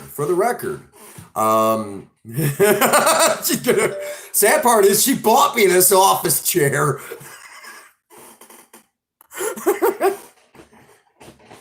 Hang on. Okay. Bad for Queen. Oh, yeah. Oh, yeah.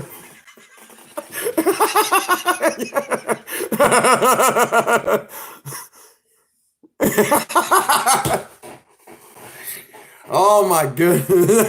No. Right now, poor Jason's probably just dying like, oh, my God, I can't believe it. Are you on the floor yet?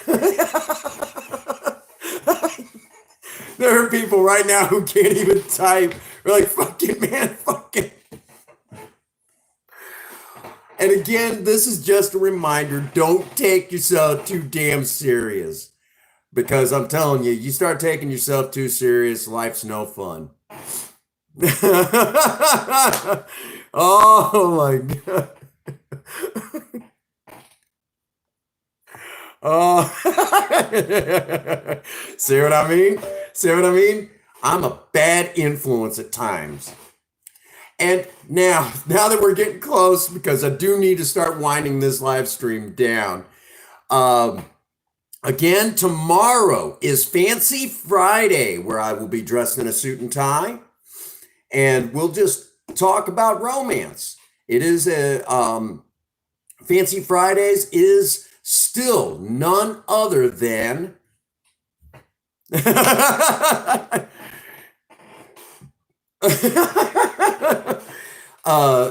tomorrow, even though it's Fancy Friday is still attached to Surviving Romance. It is still Surviving Romance. I will be getting dressed up in a suit and tie, giving you guys that nice, that whole thing where we, basically how to dress nice and show off for your sweetheart, taking her out on a date, and all that sweet stuff. It's very important. It's very important. Not only to have a good sense of humor. You got a direct messenger. You need to get your husband under control. Or maybe I was gonna say, Queen, are you gonna contact Princess Faye and tell her you need to get your bitch in check? She'll know right away. Oh God, what is he doing?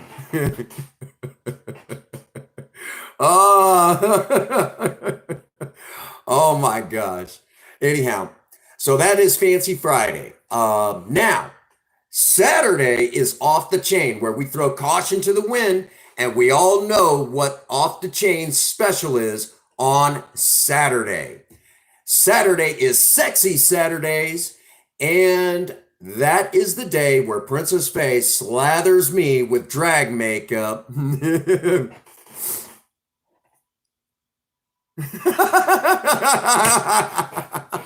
TFC Gaming. Well, okay, I'll show you what you missed. Okay, for those that don't know, Princess Faye bought me this really nice, comfy office chair. Well, unfortunately, it kind of squeaks. It has this horrible squeak when you kind of rock in it.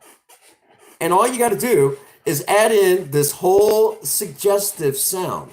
It goes like this. Oh, yeah. Oh, yeah. Oh, yeah. And everybody loses their shit.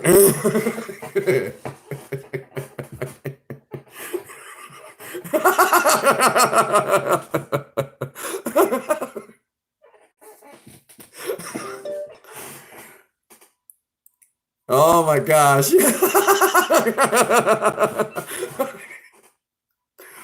Oh.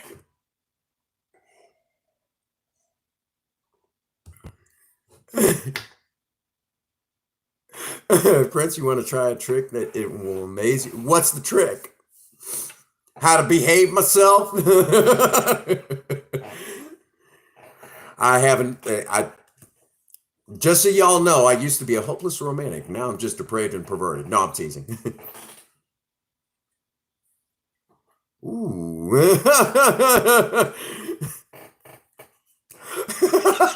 Poor queen. You can taste salt without actually eating salt.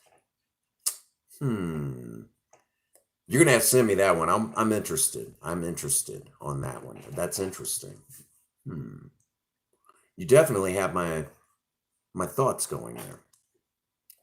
No. Anyhow, now I'm already thinking. Anyhow, so again, Saturday is Sexy Saturday, which is attached to Off the Chain.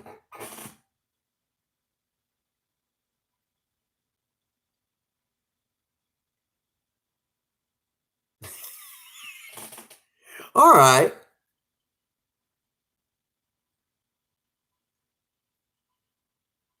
Okay, I got it.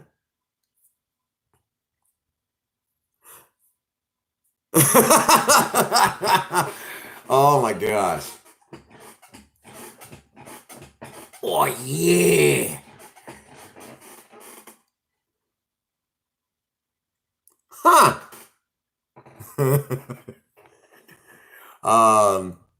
Get some salt. Actually, it sounds like at that point you're trying to perform an exorcism. Okay. So that is so Sexy Saturday. I will be in drag makeup again. I have no I it's the power of suggestion. That's interesting. That is interesting. Huh. I like that. I like that. I'm gonna have to. I'm gonna have to. So Saturday is where we will be I'll be in drag makeup. Huh. Okay, and for those that are not familiar with the Drag Makeup Live, okay, I will give you a sample, I guess you could say. Let me pull my hair down real quick. For those that don't know, my hair is there you go. That's how long my hair is. I mean, my hair is long. Okay. Oh, I'm not going to do it during the live stream, but afterwards I might give it a shot and then tell you all about it. Maybe even it's kind of unusual, but because I'm supposed to be winding this down, but I'm going to give you all a quick.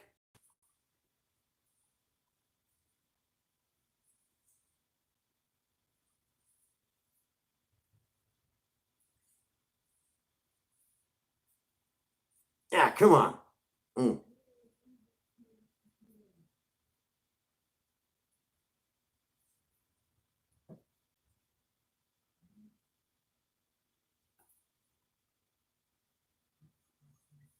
Basically, I'll have drag makeup slathered all over my face, come into the live stream with my hair pulled up to the top of my head, just like,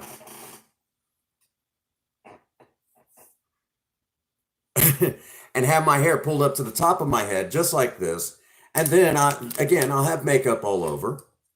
And then basically I'll put on these glasses, and then occasionally I'll flip my hair over and give you all the nice pose. So in order to fully get that's just the sample. So Saturday, Saturday, you will see me in complete drag makeup. If you've not seen it, you're missing out. Pigtails.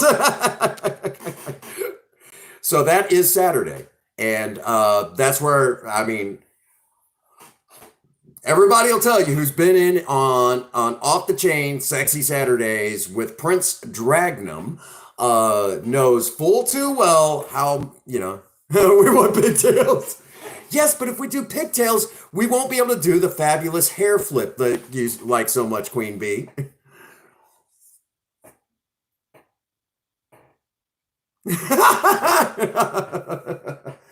Oh my goodness.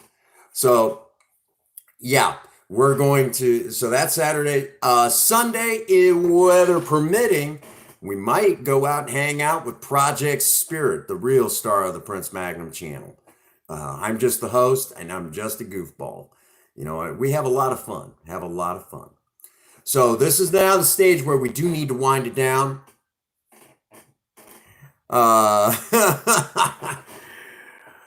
We do need to wind it down because I do need to go actually take care of my blood sugar. So I need to go take care of me. For those, real quick before I do forget, the new, you think it'll be good, twice as good with pigtails? Oh, we might give it a shot. Might give it a shot. But real quick, aircraft remover double flips. Aircraft remover 12 part 2 is now up. So if you don't know what aircraft remover is, go into my playlist. There's an entire playlist called aircraft remover. Not a joke. You go in there and there's tons of video. I promise you, you will not be the same. You think the office chair is hilarious. You're going to love my editing skills in video. You're going to love it. It's just one continuous gag. You'll see this can of aircraft. Don't worry. Can you use aircraft remover on the chair? I love it. Yeah, but if I did that, I wouldn't be able to do this. Oh, yeah. Oh, yeah. Oh, yeah. Oh, my goodness. But anyhow. You did it again. That's funny. Oh, my goodness. All right. So Aircraft Remover 12 Part 2 is up, which means that very soon I will be doing Aircraft Remover 13 and then 14, 15.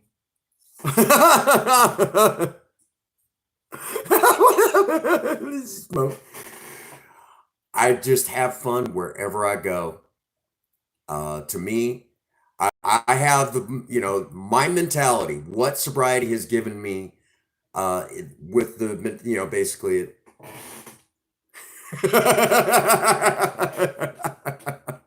Poor Harold.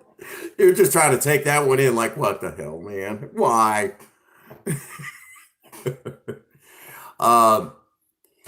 Alcoholics Anonymous gave me the mentality that says, wherever I'm at, that's where the party is, and let's have fun. So that's what we do. And again, don't take yourself too damn serious, otherwise you'll miss out on the enjoyment of life. No, it stays in the office. All right. But that does, again, if everything goes according to plan, we might be doing something with Project Spirit this Sunday. Monday, we will not be streaming. So it'll be loaded content on Monday. And then Tuesday, we will be back again for more fun and adventure and more of me making suggestive sounds from my office chair. Oh, yeah. Oh, yeah. All right. But that does bring me to the spot where I get to say, again, thank you all for being here with me. Thank you all for helping me stay sober yet another 24 hours. It takes all of you. Remember, every last one of you out there. You guys are the Maverick Nation. And you guys are what makes the Prince Magnum channel great. Every last one of you. It's all of you that make the Prince Magnum channel what it is today. And that brings me to the spot where I know I need to say this. I say things a little bit differently in Sober Talk, just as I would. Thank you, Harold. And I'm going to say it as I would say it in an AA meeting, but I'm going to say it for all of you. At day's end, I hope all of you need me as much as I need you. And for all of you out there, if no one out there has told any of you that they love you today, Prince Magnum does. God bless you and have a happy 24. Thank you.